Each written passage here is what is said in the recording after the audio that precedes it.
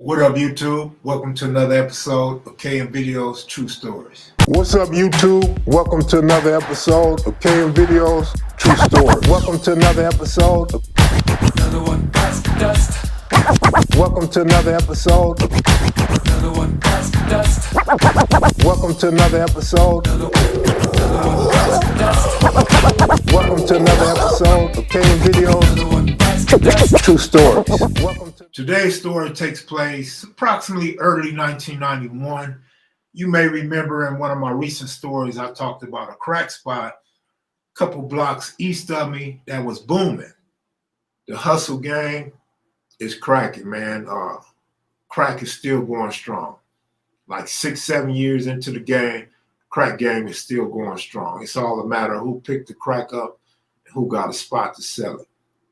And so the homies got this spot a couple blocks from me, and it's booming, man. It's off the hook. Even the sheriff know about this spot. I'll get into some of them stories at another time, but the sheriff know the spot is booming. And you got 30s and you got 60s over there. And you got a couple dudes, 5'5" over there. And so it's booming and it's cracking. And then you got customers coming from all over, because the more dudes that's over there with a sack, the more clientele that's going to come through. So during this era, it's a lot of gang banging going on. It's a lot of drug peddling going on. The younger homies are bringing a lot of heat. Dudes my age are the heat. And the youngsters spray painting on everything. We spray painting in the cut, in alleys. You know what I'm saying? The youngsters, they flamboyant with it, out in the open with it, writing on everything. Hotel, motel, up and down Slauson, Kenniston liquor stores, 54th Street School, just everywhere, right? And they hitting up police killer, police murderer, sheriff murderer. And the sheriff are hot. So they coming through. And there was this one dude named Bauer.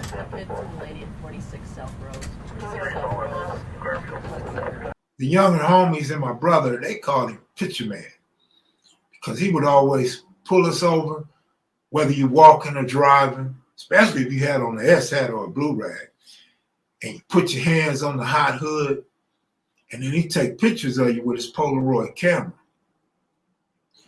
And so Bauer kind of knew the area. He knew the people. He knew the main players and the young players. And, he knew who was who. He was getting his education from reading walls. And now he gets to know about the spot around the corner. Man, these dudes in a middle-class neighborhood on a nice street. And they got cars parked all up on the grass. Nice cars, man. People coming through in BMWs, clean-ass Rivieras. All different type of cars, low riders, got music going, smokers out in the front grilling hot dogs and steaks and hamburgers. And this is a house that one of the homies grew up in. That's the crazy part. But this was the life we lived, man. And some people was more flamboyant than others. Some was more reckless and more careless than others. And this happened to be a situation where the homie, like, everything you wanted to do, you could do right here at this spot. You could lift weights, cut up your dope, you could shoot some dice, you could meet a broad, get you some food, drink you some beer, some alcohol, joke, laugh, get the 411 in the neighborhood, man. Everything went on at this spot. Typical 1990s gang hangout, dope spot. And he's routinely coming through that spot. And I'm talking to the homies, talking to a couple of homies over there, asking them, ain't they afraid the police gonna hit them? They like, nah, the police know what we doing. The police cool. The police just said, man, keep the traffic down. Neighbors complaining. I'm like, man, that's a dangerous game, man. I wouldn't play that game. And it was times I came over there and Bauer is actually out there in his car in front of the spot or in the alley, and he's talking to these dudes, and these dudes is talking to him friendly, having good conversation, smiling. And I'm like, man, that's wicked. So one day I tell Pumpkin was the homie Nutty Boy's little brother. I tell Pumpkin, man, you going to jail. Like, ain't no way that police ain't coming over here talking to you, telling you this stuff, and he's not gonna turn this information in. It's just no possible way. So I grew up with a lot of people in the neighborhood because I was there before I went to kindergarten. So I knew or met a lot of people that lived in the hood and came to the hood after we did and after I started becoming of age. So I had a lot of friends that became gang members, hustlers, or squares. No doubt about it, the squares turned out better than the majority of us in life, right? But square is not a bad term. These are just civilians, guys that were smart enough not to gangbang or live that criminal life. And so I got these partners that I grew up with. Patrick Van Loo, the older brother to Brett Van Loo, who was my classmate, one of my first friends on this earth. Him, Randy Johnson, Yolanda Victor,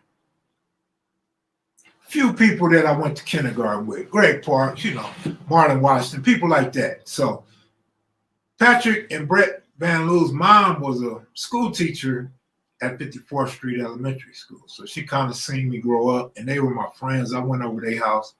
They came over our house sparingly, not often. I went over their house more. Their mom and pops didn't want them over our house. They just knew our house wasn't the place to be. Smart choice. So anyway, now we in the 80s. We driving cars together. We hitting Crenshaw together. We doing certain things. Pat come over to the 60s and hang with the homies and vice versa. Lil Looney get out of prison. He go to Van Loo's house. We bag on each other. We joke. We talk. We have a good time. Baby Looney, we go out to Westwood, to Westworld. We go to the mall. We go to different places together, right? And so the Van Loo's are hanging at my house, and crack is popping in the neighborhood. Like when some of the older dudes thought crack played out, thought the game was over. No, the game was popping. And so one night we stand out in front of our house, me, Patrick Van Loo, T. Vic, and a handful of others. But now I go in the house. I don't know, I'm cleaning up or some shit. I'm bird bath and I'm doing something, maybe putting my sack up or something. And I'm in the house for a little while, a little longer than usual. And so I hear somebody say, I'm trying to get a 50. I'm like, what? I don't know if that's good or bad because I don't know that voice, and I know should nobody be saying nothing like that outside my house because they know I'm going to put tips on them. So I come outside and I see this guy I don't recognize, dark-skinned guy, kind of little, but you could tell he worked out a little bit. Not that he had size, but he was in great shape. And Pat say, Kev, dude want to get something. I'm like, get what? I immediately know like it ain't cool. I'm like, get what? He like, I don't know, 50 or something. 50 what? I ain't got no 50 nothing. Ain't no 50 nothing over here. And like, I'm adamant. I'm boisterous. Man, ain't nothing over here. Like, nigga, who was you? He's like, man, I grew up around the corner. And I ain't gonna lie, I started to bite. Oh, you grew up around the corner. Oh, okay, shit. You might be all right. So I'm like, where at? He's like, right there on Valley Ridge. So I'm like, oh, okay. Yeah, Valley Ridge. I used to play on Valley Ridge. I know a few cats on Valley Ridge, but I didn't know everybody on that block. So I'm thinking, I might need this 50. We're about to go out and shit, But then I said, let me see your ID. So he pulls out an ID. But immediately, my spidey senses kick in again. And I'm like, man, this ID probably fake. It looked real and all that. I'm like, this shit probably fake. I'm like, well, here, man, take your ID. I'm sorry, I can't help you. Ain't nothing around here. He said, well, them dudes around the corner, with the spot around the corner, and he named a couple names. They said come around here. Like, they out, and I could come around here and score. I'm like, I said, I don't know what fool would tell you that. I know who he's talking about, but I'm like, I don't know what fool would tell you that. Like, I don't know nobody by that name in Apparently they don't know me because ain't nothing happening over here. He's like, come on, man, quit playing. I'm just trying to get something. I said, nigga, I'm not playing. The homies, the square homies, they around, they quiet, they looking because they don't really know how this shit go. They don't really know the dangers of it, and they don't know who get high and who don't get high and stuff like that. But they know most of the same people in the neighborhood that I know. I mean, and so anyway, so that next morning at 6 a.m. in the morning, I think it was a Monday morning. It may have been a Friday morning. I'm not sure. But that next morning at 6 a.m. on the dot, like clockwork, I hear a loud boom. Like, oh shit, somebody busting. But I don't hear no more busting. So I'm like, that wasn't no busting. Damn, that sounded like somebody's door got kicked in. I know that sounded like the police. So I'm quiet, I'm listening. I don't hear nothing. So I decide to get up and go around the block. Man, they done hit the homie's house. They done kicked in the homie's house. I'm like, damn. So now, that's that. Ain't thinking about it. I figured the homies went to jail, whatever. So now the day begins. And it's afternoon time. And little Kev, better known to you guys as Cowboy, he comes through. And we kicking it in my house. And I tell him about what happened. And, he heard a little something. And so we're not going to drive around there. We're going to go walk over there. We're going to go see about the homies' well-being, see who went to jail, who's all right, see, what happened. Get the 411. So we walk up my street, walk down 54th, bust a right on Keniston, walk through the alley. We walk through the alley. Like, I'm the type of dude, I grew up going over there and was going over there as an adult. I always went through the front. Like, I never went through the alley. So Kev grew up on that block. That's the block he off of. So he, for whatever reason, he wants to go and enter through the side gate out the alley. All right. So we selling through the alley and we pull up meaning walking to the side gate. And somebody say, hey, what you need? I'm like, damn, that voice sound familiar, but it ain't one of the homies. And who the hell say, what you need?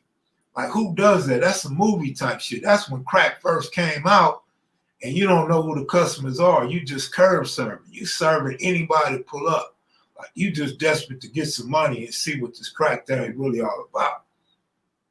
We seasoned vets. We've been in the streets for a while, and I know all about the crack game. So I'm like, man, hold up. So Kev keeps walking toward him. And then his radio goes off, and it say some guys approaching the alley. So they were a little late with the information, but I'm like, oh shit. I turn around, I start walking away, and dude busts out the gate. Little Kev sprints past me, man, like Carl Lewis. He's flying past. I'm talking about flying. I may be a little animated, but it looked like this dude was doing about 100 miles an hour. And my slow ass start running too. And this fool couldn't catch us. And we like, damn, like, man, like, that's crazy. Like, the police had did a reverse thing. They took over their house and their property in the backyard. They done took all the smokers that came to cop something, put them in plastic handcuffs, and put them inside the house, and put them inside the spot. So they in the spot being detained. They didn't have no run-of-the-mill, raggedy clientele. They had clientele from Baldwin Hills, Windsor Hills, Culver City. Man, they had some good clientele. I'm gonna have to give y'all a story about Black Beverly Hills pretty soon. The homie spot got hit, and my mom's house was safe. Like, we done some crazy things in our life, and the older dudes always taught us, you don't shit where you lay. Well, I was always hard-headed because I felt like where I lay was the safest place I could ever be. I ain't got to worry about getting jacked or jacked up by the police coming and going to a spot or to serve anybody. You know what I mean? Always felt like I'm armed. I know how to protect home. You know what I'm saying? I felt like this ain't my shit. This is mom's shit. And as some of us tend to do when we were growing up wild, we didn't really realize the burden that we put on our parents. We didn't realize the burden we put on other siblings and family members living in the house. I would like to formally apologize to my mom that's resting in peace, but I saved the day this night. The moral to this story is don't shit where you lay. That's going to do it for this episode of KevMacVideos True Stories. I appreciate you guys for watching. Don't be afraid to hit the like button and leave a comment. I will have some more stories coming up for y'all. Y'all take it easy, man. Have a safe weekend or a safe week. Much love. Salute.